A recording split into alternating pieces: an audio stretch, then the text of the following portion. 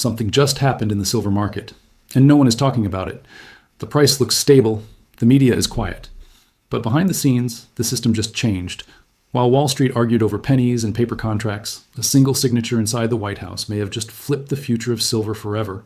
A hidden government document, signed quietly with almost no media coverage, now classifies silver as a national security asset.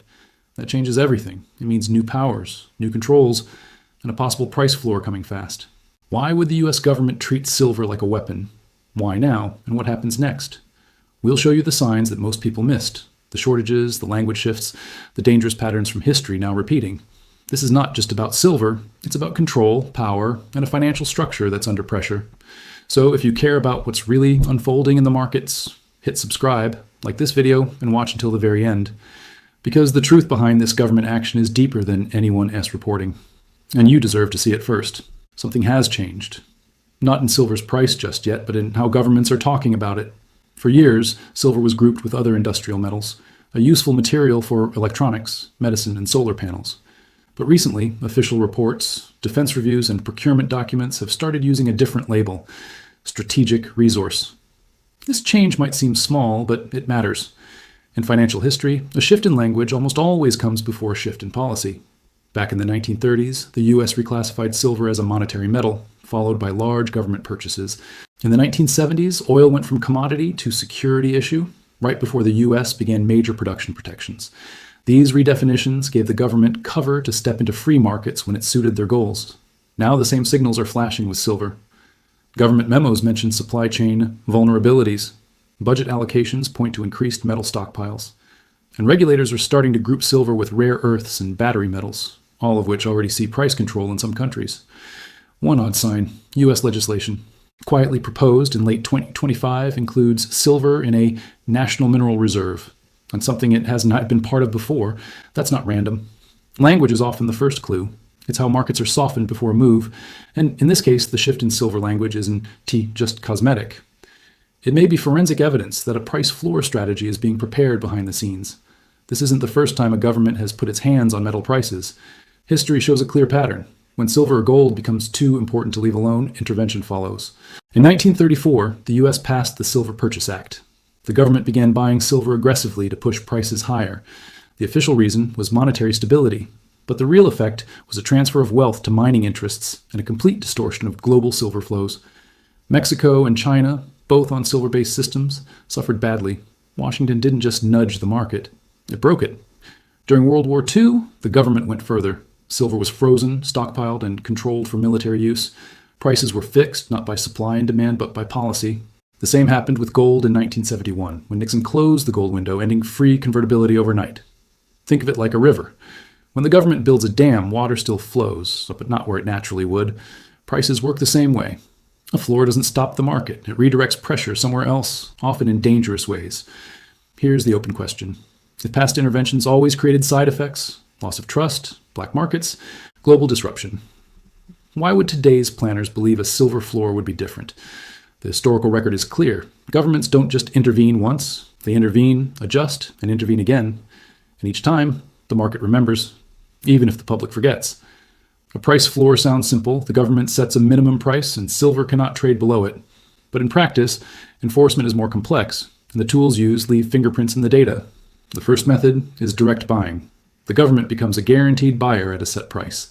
If the market drops below that level, officials step in and purchase physical silver until prices rise.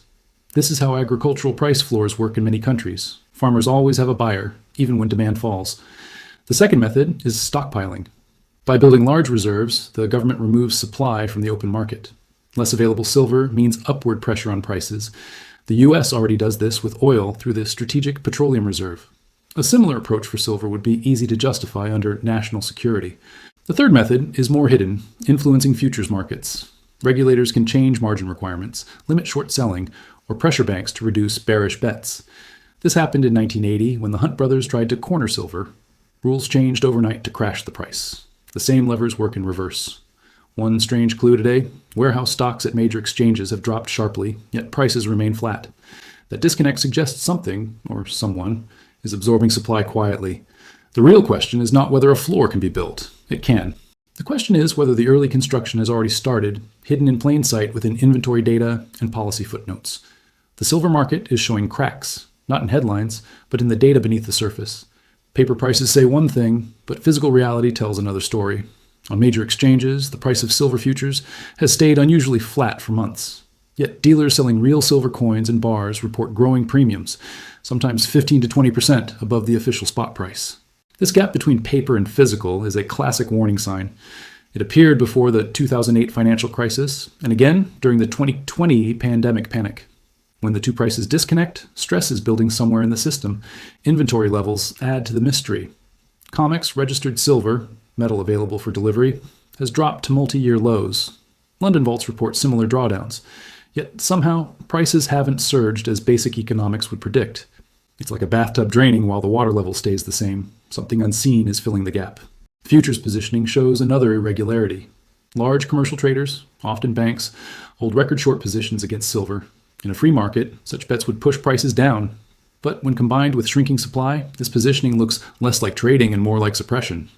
The open question: who benefits from keeping silver cheap while physical supply tightens? And how long can this tension hold before something breaks? These anomalies don't prove a price floor exists yet, but they suggest powerful hands are already influencing the market, preparing the ground before any official announcement. Silver is no longer just about jewelry or coins. It has become a silent player in the global power game, embedded in weapons, energy systems, and the technologies nations are racing to control. Every cruise missile contains silver. Every solar panel needs it. Every advanced semiconductor relies on silver's unique conductivity. As countries push toward renewable energy and military modernization, demand is surging from directions that didn't exist 20 years ago. Now add geopolitics. China controls much of the world's silver refining. Mexico and Peru, the top mining nations, face political instability. Russia, under heavy sanctions, has been stockpiling strategic metals quietly. The global supply chain for silver runs through conflict zones and rival powers, a fragile web that any disruption could tear apart. Think of silver like water in a drought. When it's abundant, no one worries. When it becomes scarce, whoever controls the source controls everything downstream. Here's the red flag. U.S. defense reports now list silver alongside cobalt, lithium, and rare earths as critical minerals. That designation isn't symbolic. It unlocks funding for stockpiles, domestic mining incentives, and, crucially, price intervention authority. History shows that once a metal enters the national security conversation, free markets don't last long. Oil proved it. Uranium proved it. Rare earths are proving it right now. The unanswered question: if silver is truly critical to both green energy and military power, can any government afford to let its price be set by speculators in London and New York? Every market intervention creates winners and losers. A silver price floor would be no different, and the ripple effects could reach far beyond the metal itself. The obvious winners are silver miners. A guaranteed minimum price means stable revenue, easier loans, and more investment in new projects. Governments pushing for domestic production would celebrate. Nations holding large silver reserves, like Russia and China, would see their stockpiles gain value overnight. The losers are harder to see, but far more dangerous. Bullion banks currently hold massive short positions against silver. If prices suddenly rise due to a floor, these institutions face billions in losses. In 1980, when silver spiked to $50, several major trading houses nearly collapsed. The system was saved only by emergency rule changes that crushed the price. A floor would remove that escape route. Think of it like a seesaw. For years, one side has been pushed down artificially. When you lock the other side in place, the pressure doesn't vanish. It transfers somewhere else, often violently. Industrial users also face pain.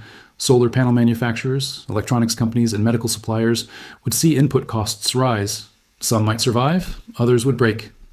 Here's the systemic risk. Silver derivatives are connected to broader financial instruments. A sudden repricing could trigger margin calls, force selling and contagion into other markets, just as mortgage failures spread in 2008. The haunting question remains: do policymakers understand these connections? Or are they building a floor on top of a fault line? All the pieces are now on the table: the language shift, the historical precedent, the physical tightness, the geopolitical pressure, and the odd, quiet anomalies that don't make sense, unless someone is preparing the ground for intervention. The pattern matches too closely to ignore. Just as governments reclassified gold before controlling it, just as oil became strategic before price floors appeared, silver is moving through the same stages. The difference this time is speed. What took years in past cycles is happening in months.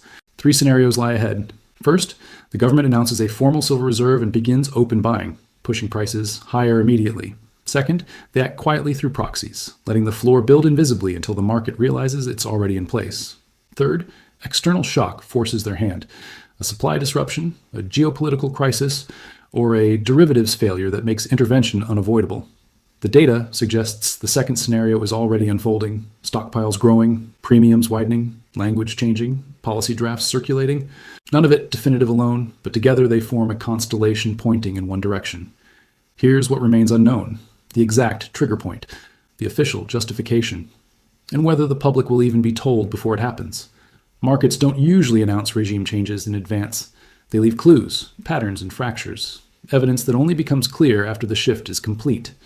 The silver market is leaving those clues right now, and the investigators paying attention know something large is moving beneath the surface.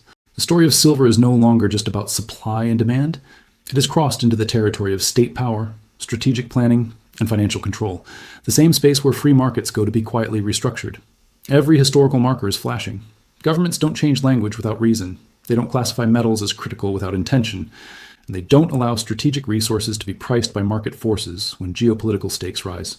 The 1934 Silver Purchase Act, the 1971 gold delinking, the Strategic Petroleum Reserves, each followed the same script: redefine, justify, intervene.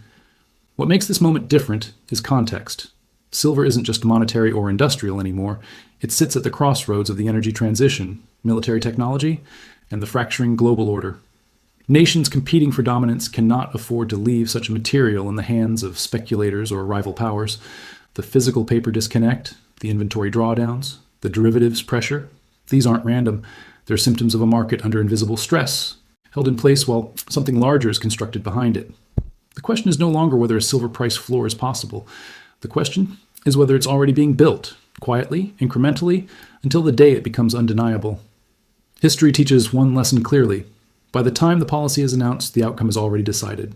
The only choice left is whether you saw it coming. The evidence is mounting. The patterns are converging. And the next chapter in silver's story may already be written. We're just waiting to read it.